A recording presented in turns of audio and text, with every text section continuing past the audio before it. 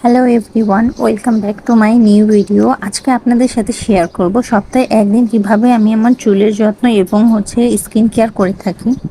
চুলের যত্নে আমি ইউজ করি একটা প্রোডাক্ট, সেটা হচ্ছে সীসা হার্বাল অয়েল। আর আমি 6-7 মাস ধরে এই তেলটা ইউজ করছি।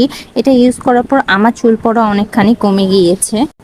যেহেতু এটা একটা হার্বাল অয়েল, তাই এতে অনেক উপাদান রয়েছে যেটা আমাদের চুল পড়া বন্ধে অনেক কার্যকরী। এবং আমি সপ্তাহে 2 থেকে 3 দিন তেল দেওয়ার চেষ্টা করি। তেল দিয়ে আমি 2 থেকে 3 ঘন্টা ওয়েট করব।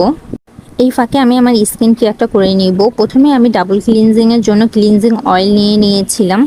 আমি প্রতিদিনই চেষ্টা করি ডাবল ক্লিনজিং করার। এটা খুবই উপকারী। আমার মনে হয় যে ফেসের অনেকখানি সমস্যার সমাধান হয়ে যায় ডাবল ক্লিনজিং করলে।